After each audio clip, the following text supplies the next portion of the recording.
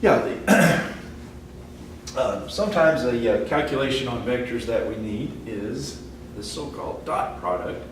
And it's fairly easy computation, easier than some others that we might come across. But if you got two vectors, A equals, and I'll use this notation, A1, A2, A3 is A, and B is B1, B2, B3.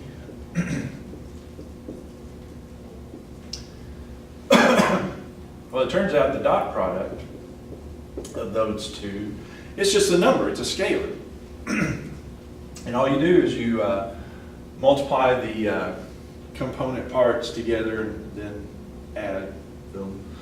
So you take A1 times B1, add that to A2 times B2, and then add on, you got three components, A3 times your B3. Yeah. So that's the so-called dot product. Now it's computed. Also referred to sometimes a scalar product because, yeah, this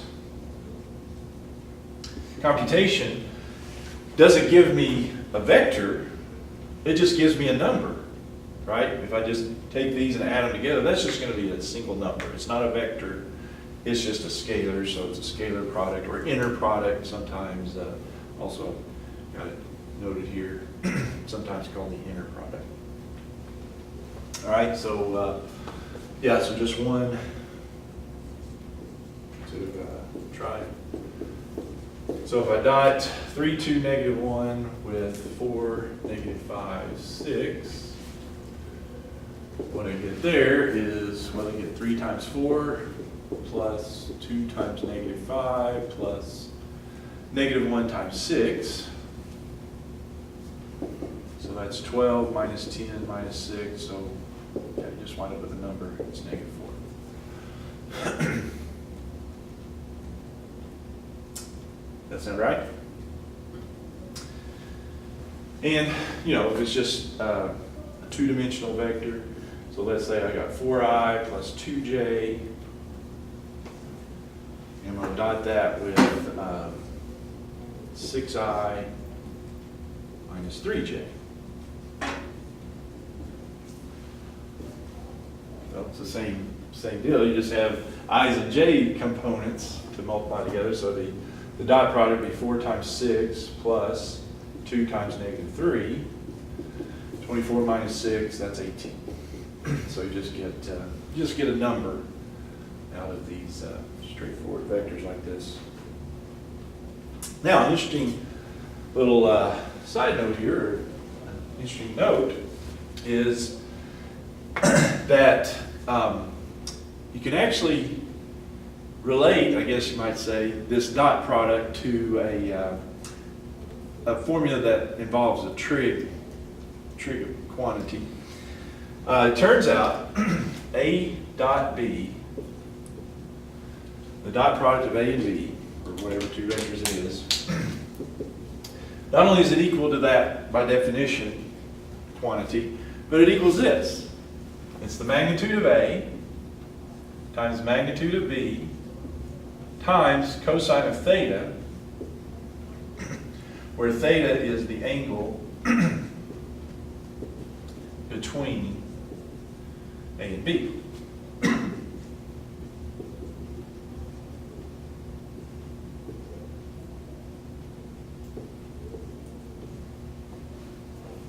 In other words, here's A, and when we say angle between them, we mean when they're initial point to initial point.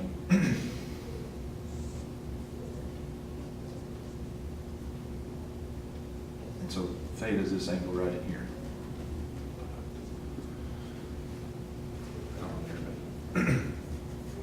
So that angle right there. And that's significant. We'll talk about why it's significant, but just to, well, I don't have the time here to prove all of these, so I'll pick and choose which ones I do kind of prove here, but we'll verify that these are equal here in a second, do it both ways. See that it's equal, but it actually involves a lot of cosines, which probably makes sense since it winds up being a cosine. Anyway, yeah, so this is another way to compute the dot product. Now, it's probably, I mean, we probably wouldn't want to do it on that, because for one thing, we don't know the angle between either one of these. We don't really know the angle between them. So, you know, that's not really where you would use it. I'll explain where we use it. Actually, we'll kind of do this in another reason for having this for you. But anyway, let's show here.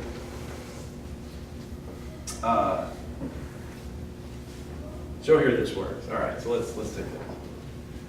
Okay, so let's say we got 2, 2.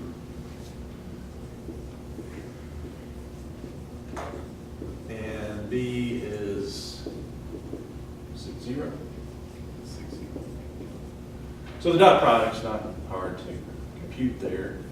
What we got? 2 times 6 plus 2 times 0, that's 12. All right? Now to do it the other way, so let's compute this dot product using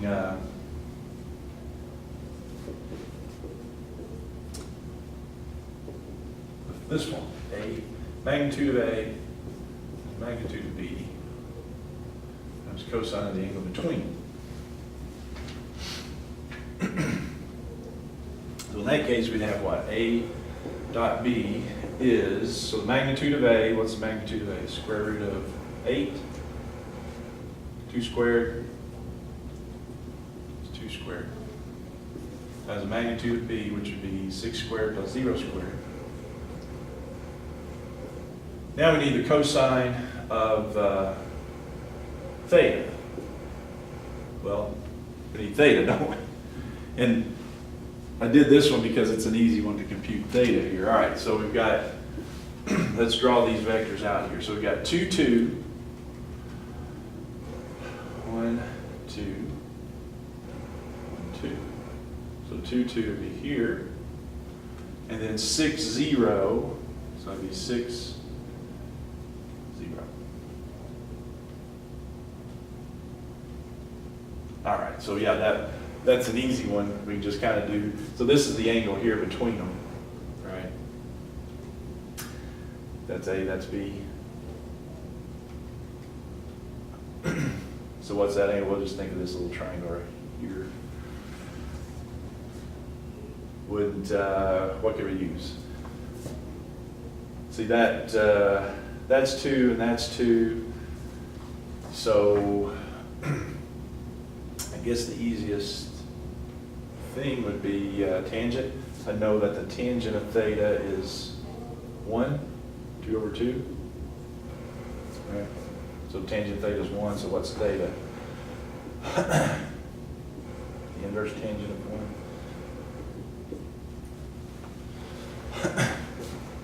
Which I believe that's going to be 45, isn't it?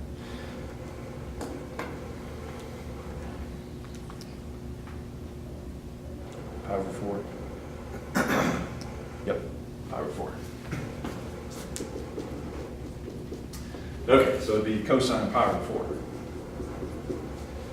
So does that give us 12? Let's see. So we got the square root of 8 times the square root of 36 times the cosine of pi over 4. Hopefully that all works out. Square root of 36 is 6.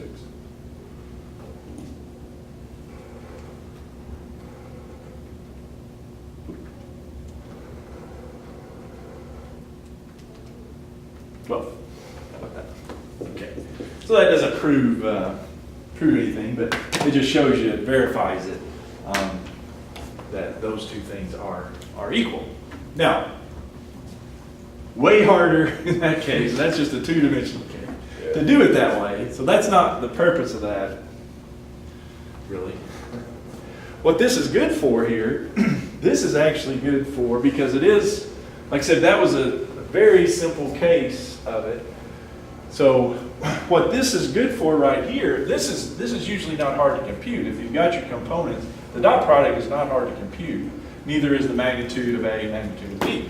So if you think through that a little bit, what this would be good for is finding that angle theta, because yeah, that was quite the process, and you can obviously tell that if I got any more complicated than the way I had it, that angle is going to be hard to find that way. So yeah, this little formula right here can be used to find the angle between two vectors. Okay.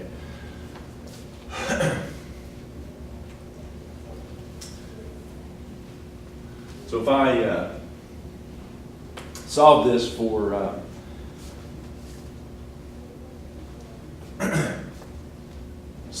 cosine theta, cosine of theta would equal dot product A dot B divided by the magnitude of A times the magnitude of B, right? I can use that then to find the angle between two vectors,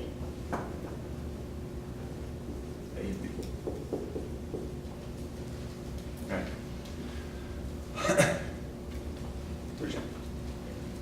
Let's find the angle between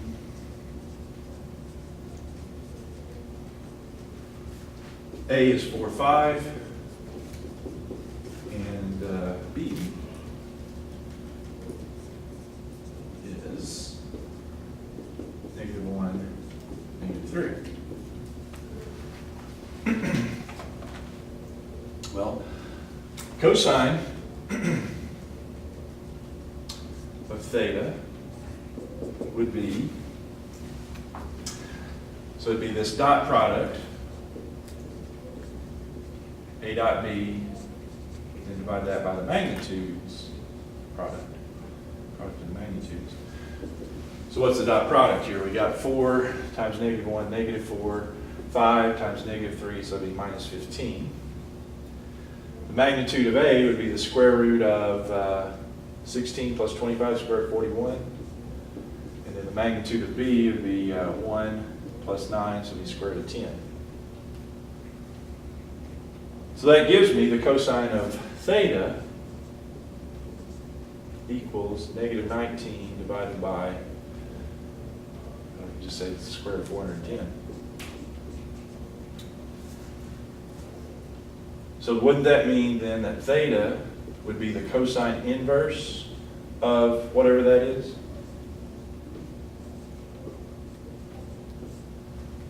Wouldn't that be the angle theta? Yeah, and it's good too, because you don't even have to worry about the quadrant thing, because cosine inverse always will give us a number between 0 and pi, 0 to 180. So you're always going to get the appropriate angle there. Looking for. All right, so what does that give us in radians anyway?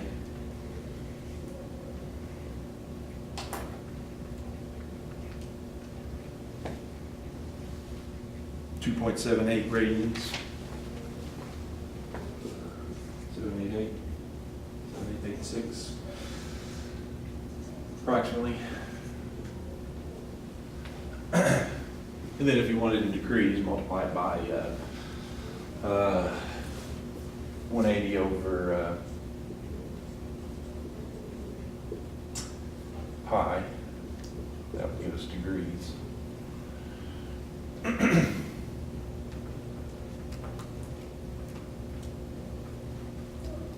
About 159.77 degrees. I don't know which way they want it in the book, but anyway. Is that right? And then, yeah, again, the good news is it's the same formula for 3-dimensional. So,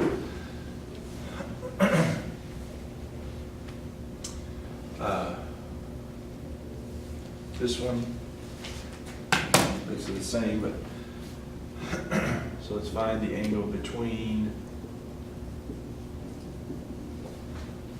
A equals I plus 2j minus k. And b is 3i minus j plus 2k. Yeah, that's a three-dimensional, those are three-dimensional vectors, same formula. The angle between them is cosine of, the angle between them equals a dot b divided by magnitude of a, magnitude of b.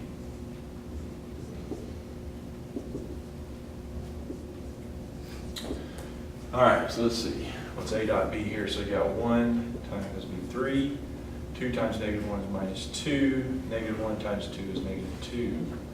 Magnitude of a, so it's 1 plus 4 plus 1, is that 6? Square root of 6. Magnitude of b, square these, 9, 1, and 4, is that 13?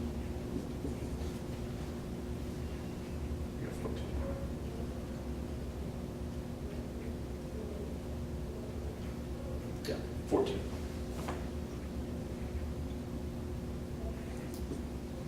Square 14. So that's negative 1. So cosine of theta is negative 1 over the square root of 84.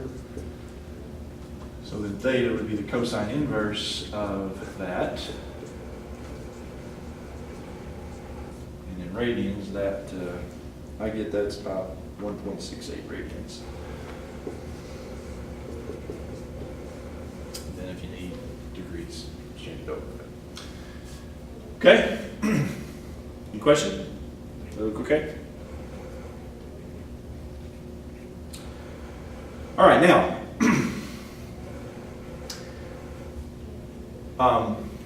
one important relationship to have among vectors sometimes is, sometimes we'll want what are called orthogonal vectors.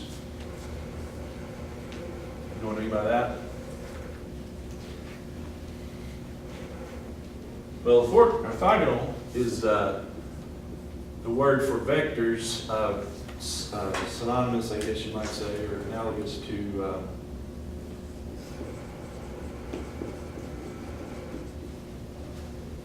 perpendicular lines. So orthogonal vectors are vectors that are perpendicular. Okay, 90 degree angle between.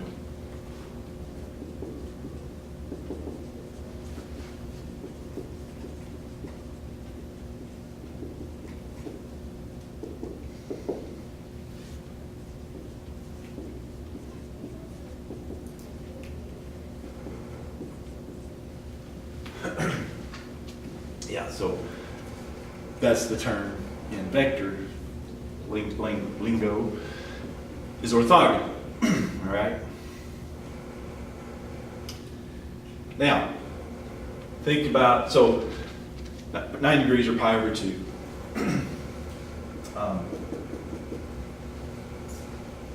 So let's think about this then. So if we've got orthogonal vectors, then, so if A and B are orthogonal,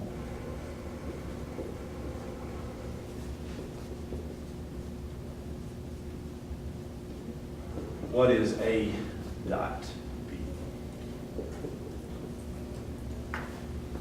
Well, this is another place where, you know, a lot of times it doesn't make sense to do the dot product using that secondary formula with the cosine.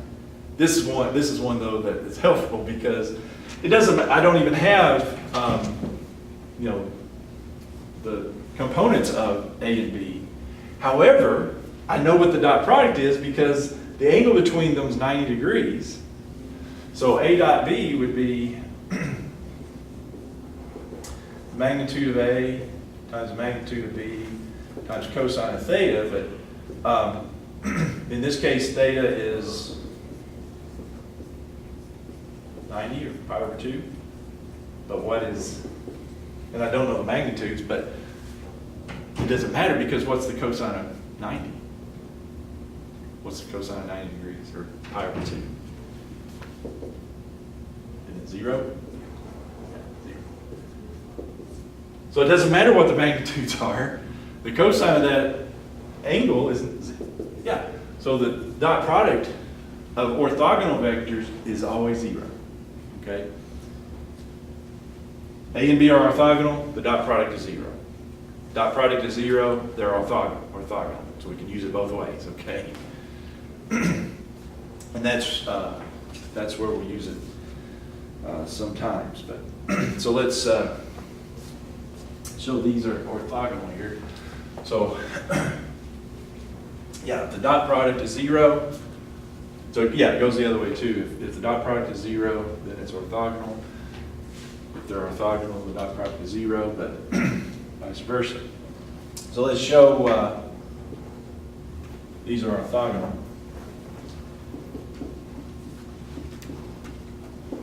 A is 2i plus 2j minus k, and B is 5i minus 4j plus 2k.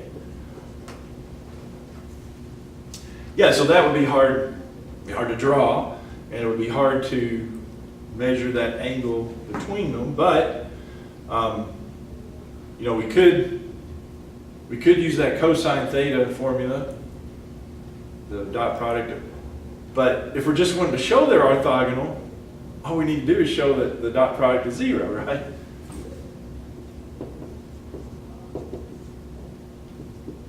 Yeah, if the dot product is the easiest way to go here. I mean, there's different ways we could do it, but the easiest way to go here is just show that the dot product is 0. Do the dot product here. What is the dot product?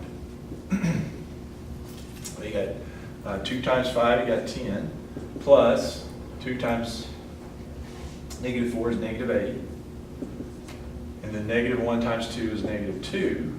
Yeah, that's 0. So that right there shows it's orthogonal. Because the dot product is 0, it's orthogonal. Okay?